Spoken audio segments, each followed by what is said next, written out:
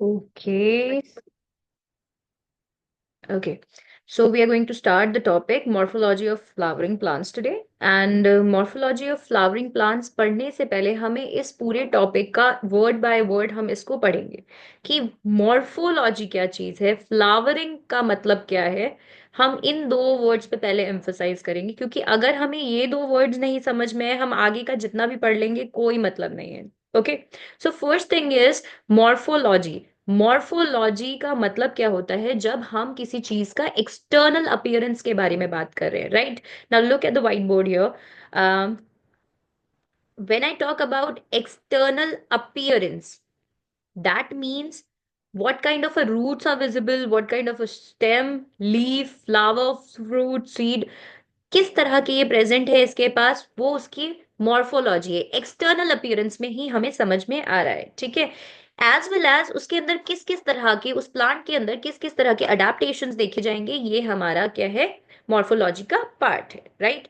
And whenever we talk about flowering plants, I am talking about flowering plants. Now whenever we talk about flowering plants, we have to be clear in our head कि हम angiosperms के बारे में बात करने वाले हैं। हम किसके बारे में बात करेंगे यहाँ पर, एंजियोस्पर्म के बारे में बात करेंगे। जब भी आप एंजियोस्पर्म अपने दिमाग में सोचो तो आपके दिमाग में क्या होना चाहिए, तीन पॉइंट्स बिल्कुल क्लियर होने चाहिए, तीन चीजें आपके दिमाग में बिल्कुल फर्स्ट क्लिक में आ जानी चाहिए कि हम एंजियोस्पर्म के बारे में बात करें तो सबसे पहला क्या होना चाहिए, उनके पास सीड्स प्रेजेंट होने चाहिए। अब कुछ बच्चे कहेंगे कि मैम सीड सीड तो इधर जिम्नोस्पर्म के पास भी है। फर्क है बेटा, जिम्नोस्पर्म में और एंजियोस्पर्म में दोनों में फर्क ये है कि जो एंजियोस्पर्म है उसका सीड नेकेड नहीं होता है। इंस्टेड जिम्नोस्पर्म के पास ऐसे सीड्स मिलेंगे जो कि कैसे होंगे, आपके नेकेड सीड्स होंगे, right, like you have seen in Pinus cycas, right. But आप एंजियोस्पर्म के बारे में अगर बात करोगे तो एंजियोस्पर्म के अंदर आपका सीड कैसा होगा, आपका सीड पाया जाएगा जिसके ऊपर कवरिंग है। और किस चीज की कवरिंग है, फ्रूट की कवरिंग है। आप चाहें तो इसको नोट डाउन भी कर सकते हैं। So here you can see, morphology के बारे में हमने बात कर ली कि एक्सटर्नल अपीयरेंस के बारे में हमें उसकी बात करनी है, साथ ही साथ हमें उसके अडेप्टेशंस के बारे में बात करनी है, यानी उसके पर्टिकुलर जो जो ऑर्गन्स हमें विजिबल है उसमें कौन कौन सी अडेप्टेशंस भी देखी जा सकती है। और इसमें मेजरली हमें पांच टॉपिक कवर करने पड़ेंगे, root, stem, leaf, flower, fruit. And fruit के साथ हम सीड्स को भी इसमें इंकॉर्पोरेट करेंगे। तो टोटल हमारे पास टॉपिक कितने हो गए, सिक्स टॉपिक्स जो कि आपके मॉर्फोलॉजी का हिस्सा जाएंगे, ठीक है। प्लस हमें इन सब के साथ साथ में क्या करना पड़ेगा, रूट का अडेप्टेशंस, अलग अलग तरह की रूट्स पाई जा रही हैं, शूट की अडेप्टेशंस, लीफ की अडेप्टेशंस, ये सारी चीजें भी हमें इसमें इनकॉर्पोरेट करनी पड़ेगी। ओके। नाउ फ्लावरिंग प्लांट्स के बारे में हम बात कर रहे थे, तो फ्लावरिंग प्लांट्स के अंदर आपको क्या करना है, प्रेजेंस ऑफ सीड्स के बारे में बात कर ली हमने कि इनका जो है सीड कवर इनमें प्रेजेंट होता है। और सीड कवर जो होगा वो किसका बना होगा, फ्रूट का होगा, ठीक है। फ्रूट बेसिकली जो आपका सीड है, दैट इज योर ओव्यूल, वो कहाँ पर प्रेजेंट है, किसी फ्रूट के अंदर प्रेजेंट है, राइट। प्लस दूसरा क्या है, फ्लावरिंग प्लांट, फ्लावर मतलब इसमें प्रेजेंट है, राइट। और थर्ड पार्ट जो है वो आपका क्या है, डबल फर्टिलाइजेशन इसमें अकर करता है। ना आपने लोअर क्लासेस के अंदर ये बात पढ़ी होगी, बहुत अच्छे से आपको पता भी होगा कि डबल फर्टिलाइजेशन आपका जो है एंजियोस्पर्म के अंदर देखा जाता है, क्योंकि पॉलन ग्रेन जब आता है स्टिग्मा के ऊपर लैंड करता है तो वहां क्या हो जाएगा आपका, कि जो पॉलन ग्रेन है उसके अंदर दो मेल गैमीट्स पाए जाते हैं। और उनमें से एक मेल गैमीट तो एग सेल को फ्यूज करता है, वहीं दूसरा जो होता है वो सेकेंडरी न्यूक्लियस को फ्यूज करता है, जिससे कि वो एंडोस्पर्म का फॉर्मेशन करता है, राइट। यहाँ क्या देख रहे हो, दो बार फर्टिलाइजेशन देख रहे हो, इसको हम क्या कहते हैं, डबल फर्टिलाइजेशन कहते हैं। और डबल फर्टिलाइजेशन किसका कैरेक्टरिस्टिक फीचर है आपका, किसका फीचर है, एंजियोस्पर्म का कैरेक्टरिस्टिक फीचर है। Okay. Now next is, let's talk about, अच्छा बचपन में हम लोगों ने सबने ये डायग्राम बहुत बनाया होगा, राइट। जब हम लोग छोटे थे तो हम लोग क्या करते थे, हम इस तरह का डायग्राम एक जरूर बनाते थे, where what we use to do is, हम लोग एक प्लांट बनाते थे, उसमें नीचे की तरफ रूट्स बना देते थे, एक लंबी सी टहनी, ऊपर की तरफ ऐसे स्टेम जा रही होती थी, उससे लीव्स निकाल देते थे, और ऊपर की तरफ एक हम फ्लावर बना देते थे। रिमेंबर दैट, बचपन का ड्राइंग, बिल्कुल। अब हम उसी को पढ़ेंगे। ठीक है। वो जो बचपन की ड्राइंग है वो एक्चुअल में आपको मॉर्फोलॉजी में हेल्प करेगी। अब कैसे करेगी हम उसके बारे में बात करते हैं, ठीक है।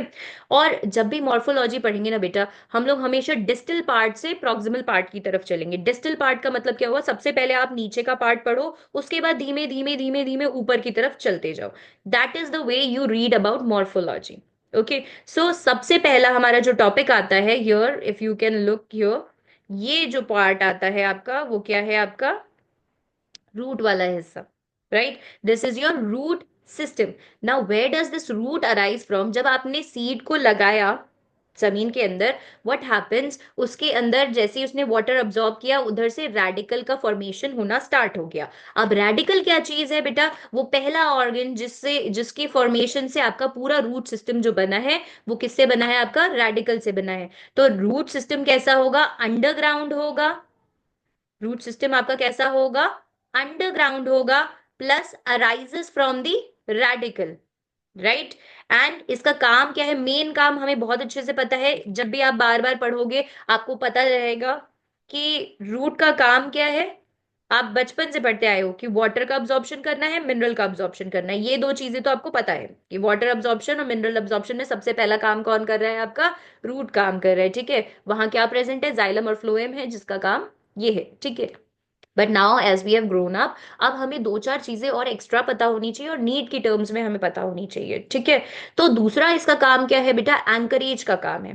एंकरेज का काम अब ये कैसे करता है, ये पकड़ बनाता है। ठीक है, इसमें काफी सारे आपके क्या होंगे, रूट हेयर्स निकली हुई होती है, प्लस रूट हेयर्स के साथ साथ में आपका जो ये बहुत एक्सटेंसिवली फैला हुआ एक नेटवर्क होता है जो कि ग्राउंड सिस्टम में बना रहता है। और इतनी बड़ी हैवी बॉडी को, प्लांट की इतनी हैवी बॉडी को वो क्या करता है, एंकर करके रखेगा और सपोर्ट प्रोवाइड करने का काम करता है।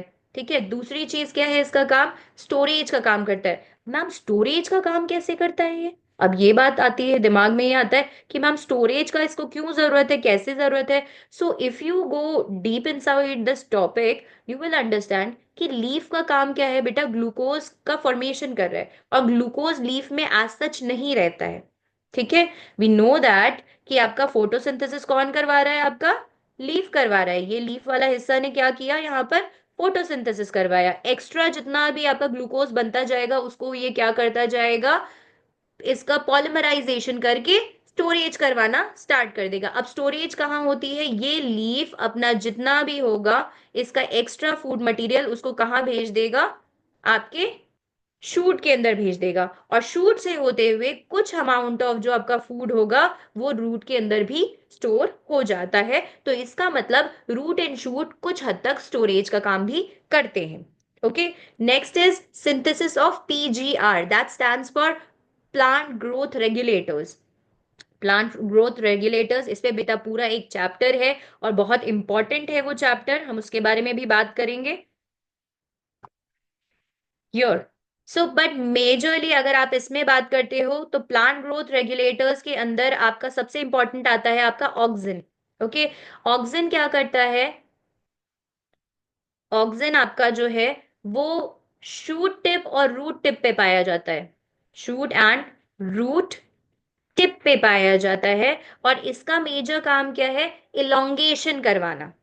ठीक है, प्लांट की इलोंगेशन में सबसे ज्यादा हेल्प क्या करता है, आपका ऑक्सिन हेल्प करता है। क्यों, कैसे करेगा, ऊपर जो एपिकल मेरिस्टम है और नीचे की तरफ जो आपका ये radical meristem, sorry, that is your root के ऊपर जो रूट टिप पे जो आपका मेरिस्टम पाया जा रहा है, उसमें आपका क्या करवाएगा, ये डिविजन्स करवाना स्टार्ट करता है। Okay, so this is a kind of phyto hormone, this is a phyto hormone, that is plant hormone. Right, next is your, roots are positively geotropic. Root आप देख रहे हो, रूट क्या है, नीचे ग्राउंड की तरफ जा रहा है, ग्रेविटी की तरफ नीचे है। ठीक है, अर्थ की तरफ नीचे की तरफ बढ़ रहा है, तो पॉजिटिव क्या हो गया, ये जियोट्रॉपिक हो गया। पर अगर लाइट की टर्म्स में हम बात करते हैं, लाइट के टर्म्स में, तो लाइट क्या है, ऊपर की तरफ है, और ये प्लांट का जो ये रूट है वो किधर बढ़ रहा है, नीचे की तरफ। तो इसको क्या कह सकते हो, और नेगेटिवली फोटोट्रॉपिक भी कहा जा सकता है। तो यहां पर आप एक और पॉइंट ऐड कर सकते हैं, that this is negatively phototropic in nature, negatively phototropic. Plus water की तरफ भी तो बढ़ रहा है, नीचे सरफेस वाटर है, राइट। नीचे क्या है, सरफेस वाटर है, कैपिलरी वाटर तो नीचे ही प्रेजेंट है ग्राउंड के अंदर। तो इसको क्या आप ऐसे नहीं लिख सकते कि ये पॉजिटिवली फोटोट्रॉपिक, सॉरी, हाइड्रोट्रॉपिक भी है, right? Now next is, let's talk about the types of roots that are present in a plant. Okay, now these are a few types that we are going to discuss here.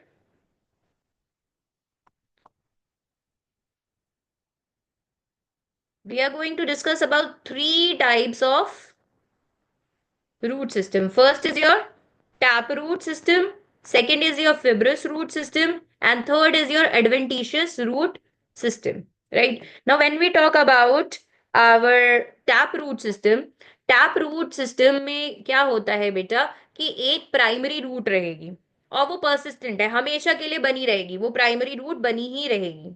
ठीक है। Primary root होने के साथ क्या होगा, उसमें उसमें side side से आपको सेकेंडरी और सेकेंडरी से निकलने वाली लेटरल टर्शरी रूट्स आपको दिखाई पड़ेगी, आपको विजिबल रहेगी वो। ठीक है। सो आप ये कह सकते हो टैप रूट सिस्टम में एक मेन रूट होती है, उससे लेटरल ब्रांचिंग्स अराइज होती है। ठीक है।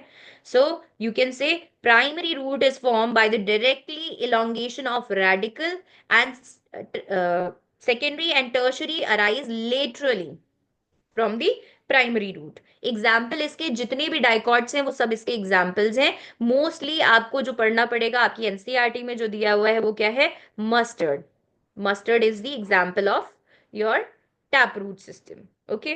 पहले आपका जो था उसमें लिलिएसी भी दिया हुआ था, अभी इस वक्त आपके उसमें मस्टर्ड है, तो आपको यही वो कवर करना है। ओके। ब्रासिकेसी का है, फैमिली जो है इसकी ब्रासिकेसी है, और उससे ये आता है। नेक्स्ट आइए फिर उसके बाद जो आपका फिब्रिस रूट के बारे में अगर हम बात करते हैं, फिब्रिस रूट सिस्टम में क्या होगा, जो प्राइमरी रूट है वो शॉर्ट लिव्ड होती है, और जैसे ही प्लांट मेच्योरिटी को अटेन करता है, जैसे ही वो क्या हो जाएगा, मेच्योर हो जाएगा, उसमें कई सारे फाइबर्स निकल आएंगे और फिर पता नहीं चलता है कि कौन सी रूट प्राइमरी थी।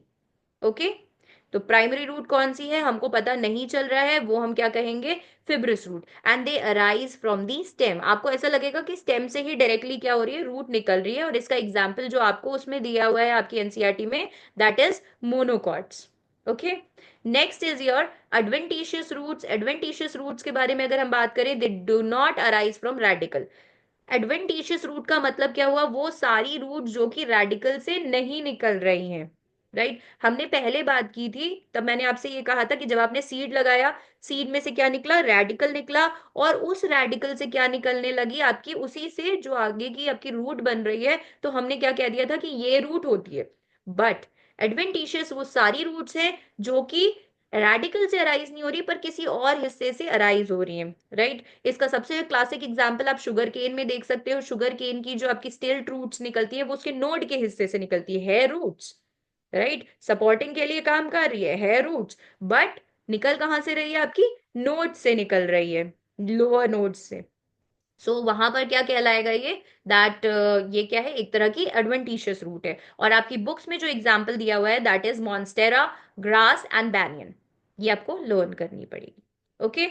नाउ अगर आप इस डायग्राम में देखते हो तो आपको इजीली विजिबल होगा यहाँ पर कि ये जो है इस डायग्राम में जो ऊपर की साइड आपको डार्क ब्राउन कलर का दिख रहा है यहाँ पर, ये ये वाला जो हिस्सा है, that is your primary root. और इससे जो दूसरी रूट अराइज हो रही है, इसी से जो नीचे की तरफ रूट अराइज हो रही है, उसको हमने क्या कहा, सेकेंडरी रूट। और इस सेकेंडरी रूट्स के अंदर भी बाइफर्केशन देख रहे हो, तो ये क्या है, आपकी टर्शरी रूट है। Now let's go deeper into the root first, ताकि हम ऊपर वाले हिस्से, या तो हम ऐसा भी कर सकते हैं कि हम पहले इस डायग्राम को पूरा अच्छे से क्लियरली एक इसका विजन ले लेते हैं, क्योंकि ये हमको समराइज कर देगा, हमारी जो जनरल डिटेल्स है उसको समराइज कर देगा। ओके। सो नेक्स्ट अब हम आते हैं इसके बारे में, इसके डिस्टल पार्ट से अब हम थोड़ा और ऊपर चल रहे हैं, हम लोग इसके प्रॉक्सिमल और ऊपर पार्ट पे चल रहे हैं, जहां मैंने आपको ये दिखाया हुआ है बेटा कि ये जो है ऊपर की तरफ आपकी स्टेम जा रही है। Okay. Can you see that stem here. Now what is happening over here, यहां देखो, नीचे लीव्स जो हैं आपको कैसी दिख रही है, बड़ी बड़ी लीव्स दिख रही है। उसके बाद उससे छोटी लीव्स, ऊपर और छोटी लीव्स, ऊपर की तरफ टर्मिनल हिस्से पे आपको क्या दिख रहा है, एक फ्लावर दिख रहा है, राइट, और साइड में एक आपको फ्रूट भी दिख रहा है। ठीक है, now what are these parts, we are going to read about that. So first क्या है आपका, फ्लावर है। फ्लावर एक्चुअल में क्या है बेटा आपकी, flower is basically your reproductive unit. Flower is reproductive unit of the plant. ठीक है, इसको रिप्रोडक्टिव यूनिट क्यों कह रहे हैं, क्योंकि इसमें वो दो मेजर चीजें प्रेजेंट है जिससे रिप्रोडक्शन पॉसिबल है फ्लावरिंग प्लांट के अंदर, that is your androecium and gynoecium. इसके बिना आपका फ्लावरिंग वाला जो मतलब आपका रिप्रोडक्शन वाला जो पार्ट है, सेक्सुअल रिप्रोडक्शन, वो पॉसिबल नहीं है, right. Next is your leaf. यहां अगर आप देखते हो इस डायग्राम के अंदर, तो ये एक्रोपीटल अरेंजमेंट में है। एक्रोपीटल अरेंजमेंट का मतलब जो ओल्डर लीव्स हैं वो नीचे की साइड है और यंगर लीव्स जो है वो ऊपर की साइड है। इसीलिए नीचे की जो लीव्स है वो आपको ज्यादा बड़ी दिख रही है एज कंपेयर टू आपकी ऊपर की छोटी वाली लीव्स। ओके, और ये किससे अराइज हो रही है बेटा, शूट एपिकल मेरिस्टम से डायरेक्टली बनती हैं। तो हम इसे क्या कह सकते हैं, these originate from shoot apical meristem. और ये लैमिनेटेड होती हैं, फ्लैट होती हैं, ऊपर से इसका सरफेस कैसा होगा, फ्लैटेंड होगा, लैमिनेटेड होगा। ठीक है, नेक्स्ट जो आ रहा है, लीफ अटैच किस पोर्शन से है आपका, स्टेम से अटैच्ड है, राइट। और स्टेम अगर आपने गौर किया होगा, इनिशियल स्टेजेस में, इनिशियल फेजेस में क्या होगा, आपका स्टेम जो होती है जनरली कैसी होती है, ग्रीन इन कलर होती है, राइट। अगर प्लांट के अंदर किसी तरह की कमी नहीं है, कोई उसके अंदर न्यूट्रिएंट्स की कमी नहीं आ रही है, तो ऐसी कंडीशन में आपका जो न्यू न्यू यंग प्लांट का जो स्टेम निकलेगा वो ग्रीनिश इन कलर होता है, फोटोसिंथेटिकली एक्टिव भी होता है। फिर उसके बाद जैसे जैसे उसके अंदर ग्रोथ होती जाएगी वो वूडी होता जाएगा। ठीक है, and next is your axillary bud. ना एक्सिलरी बड एक्चुअल में क्या है बेटा, ये एक्सिलरी बड लेटर जा करके कई सारी ब्रांचेस का फॉर्मेशन करने के केपेबल होती है। ये ब्रांचेस भी बनाती है, पर और भी कई सारी चीजें हैं जिसको ये बनाने के लायक है, राइट। जैसे कि अ प्लांट में थॉर्न्स बनाने हैं, राइट, कई सारे प्लांट्स के अंदर आपने थॉर्न्स देखे होंगे, तो वो भी किससे बनते हैं, आपके एक्सिलरी बड से बनते हैं। ओके, टर्मिनल बड से नहीं बनेगा, एक्सिलरी बड से बनेगा। ठीक है, टर्मिनल बड तो यार ऊपर की तरफ है, उसको उधर से थॉर्न निकलने का कोई लॉजिक नहीं है, समझ रहे हो, क्योंकि नीचे का पौधा क्या हो जाएगा, फिर वो बच ही नहीं सकता अपने जो प्रेडेटर्स हैं उससे। बात समझ में आ रही है, तो उसी से बचने के लिए उसने अपने आप को क्या किया है, थॉर्न्स प्रोवाइड कर दिए, तो वहां क्या हो गया, ये एक तरीके का अडाप्टेशन है जो कि एक्सिलरी बर्ड्स में देखा जाता है। एंड इसके अलावा ये क्या बनाता है बेटा, थिग्मोनास्टिक मूवमेंट करने के लिए यहाँ पर क्या हो सकती है, टेंड्रिल्स भी प्रेजेंट हो सकती है। तो ये जो आपका एक्सिलरी बड है ये आगे फर्दर जाकर के कई प्लांट्स में टेंड्रिल का फॉर्मेशन भी कर सकता है। इसके अलावा दो नोड्स के बीच का जो डिस्टेंस है, दो नोड्स के बीच का जो डिस्टेंस है, दैट मीन्स एक नोड ये, एक नोड ये, इन दोनों के बीच का जो डिस्टेंस है इसको हम क्या कहते हैं, इंटरनोड कहते हैं। इस हिस्से को क्या कहा जाएगा आपका, इंटरनोड कहा जाएगा। This is the distance between और the part of stem between two nodes is known as internode. Okay, now let's go further to our main topic. क्योंकि ये सब अभी जनरल डिटेल्स थी, इसमें कुछ खास नहीं था, ये सब आप पहले बचपन में पढ़ चुके हो, इसमें अभी कुछ नया नहीं है। अब नई चीज जो आएगी वो यहां से आएगी जब आप पढ़ोगे रूट के रीजन्स। ठीक है, और ये नीट के टर्म्स में ज्यादा इंपॉर्टेंट है। Now let's go through this.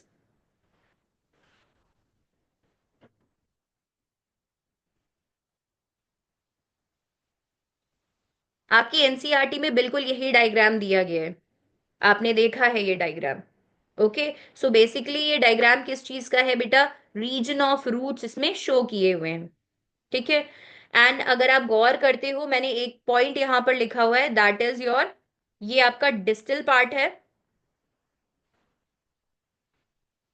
This is your distal part and this is your proximal part. That means distal part क्या है, सबसे नीचे वाला हिस्सा है, जबकि प्रॉक्सिमल हिस्सा आपका कहाँ है, स्टेम की क्लोजर पाया जाता है। ओके, ना हम क्या कर रहे हैं, हम पहले से ही जो हम स्टडी कर रहे हैं जिस पैटर्न में कर रहे हैं हम उसी पैटर्न में चलेंगे, यानी हम क्या करेंगे, डिस्टल से प्रॉक्सिमल की तरफ हम पढ़ेंगे इस हिस्से को। ओके, सो सबसे पहला जो आता है आपका वो क्या हिस्सा है आपका, रूट कैप है।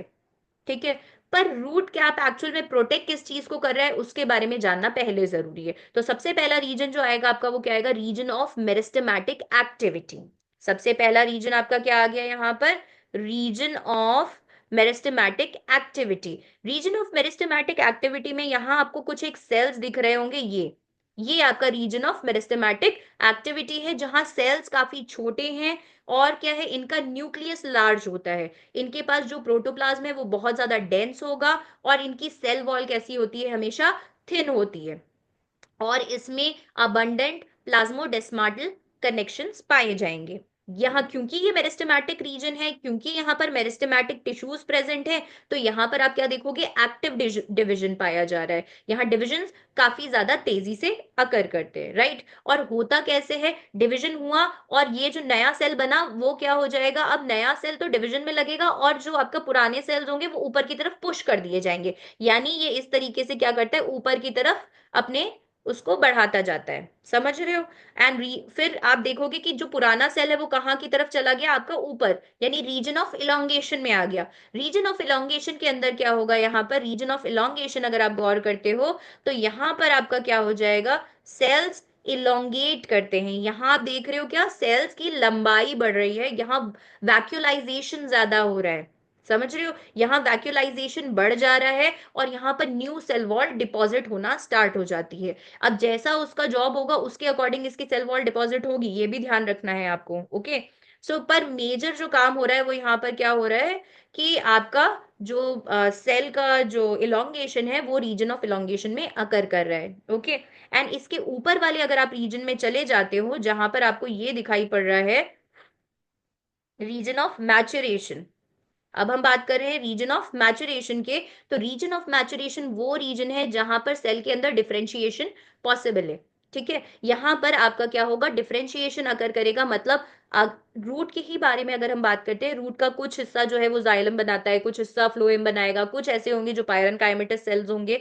तो अलग अलग जो सेल है उसकी जो रिक्वायरमेंट है डिफरेंशिएशन होने के लिए, उसकी जो डिपोजिशन होगी या उसका जो स्ट्रक्चर होगा वो अलग अलग तरीके से फॉर्म होगा, राइट। और अलग अलग तरीके का फॉर्मेशन का मतलब उसके अंदर डिफरेंशिएशन भी अलग तरीके से अकर करेगा। तो सेल बेसिकली यहाँ क्या कर रहा है, मेच्योर हो रहा है। जैसे अगर आप जाइलम के बारे में बात करते हो, ट्रकीट्स के बारे में बात करते हो, तो उनको क्या होना पड़ेगा, लंबा होना पड़ेगा, राइट, परफोरेटेड होना पड़ेगा फ्लोएम के अंदर। तो इसी तरह अगर आपका कोई स्टोरेज वाला सेल है तो उसकी जो सेल वॉल होगी वो किसकी बनी होगी, सेल्यूलोज की बनी होगी। पर वहीं अगर आप बात करते हो जो जो डेड सेल जो है, जिसे आपका स्क्लेरेनकाइमेटस सेल्स हो गई, या आपका जो ये वाली सेल्स हो गई, क्या बोलते हैं, जाइलम वाली सेल्स हो गई, जो डेड सेल्स है उसके अंदर लिग्निन का डिपोजिशन हो जा रहा है। तो आप क्या देख रहे हो कि सेल वॉल में डिपोजिशन देखा जाएगा, इस एरिया में सेल वॉल में डिपोजिशन अच्छे से हो गया है, कंप्लीट हो गया है। और यहाँ प्रोटोप्लाज्मिक मॉडिफिकेशन भी हो चुकी है।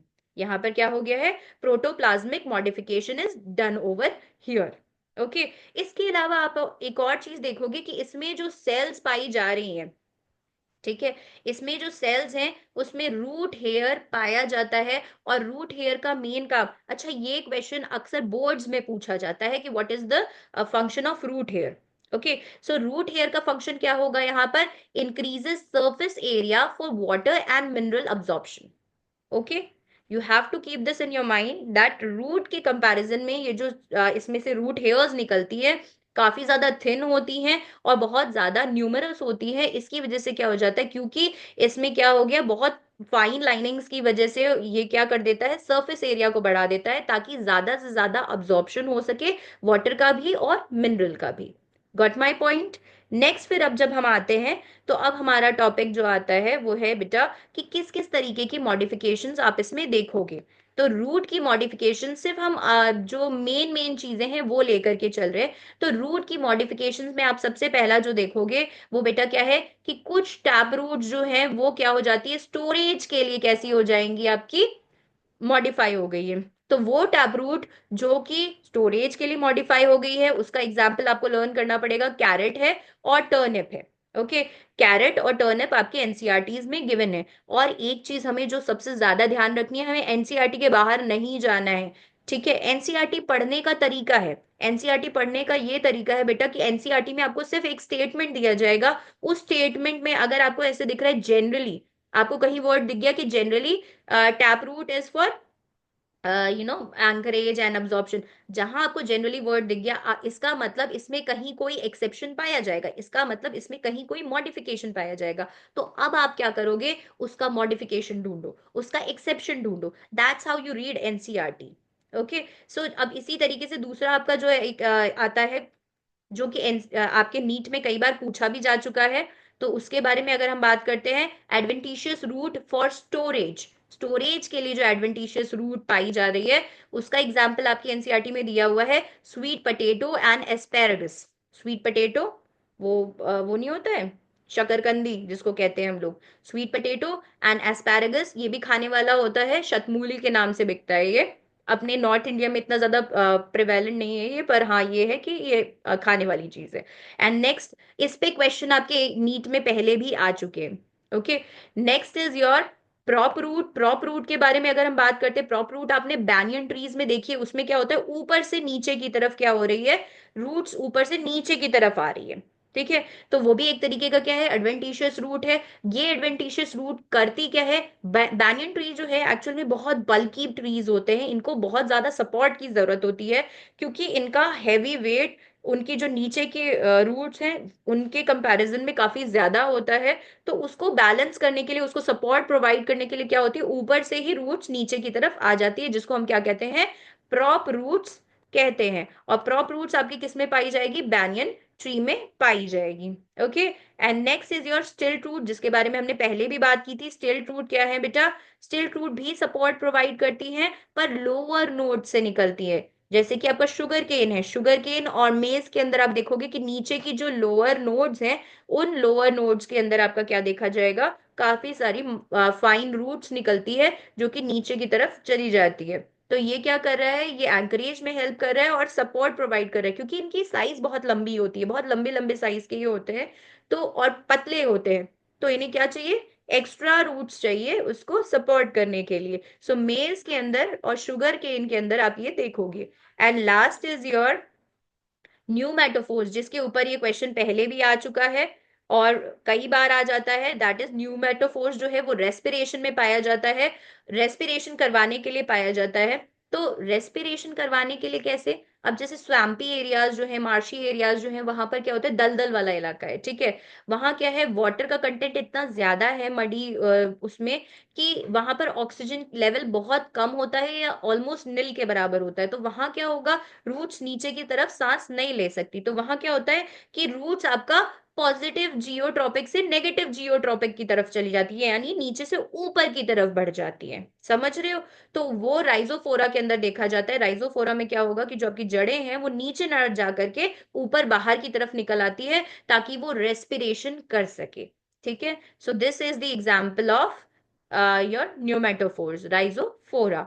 Okay, that's all from my side today. We'll continue it tomorrow. Thank you.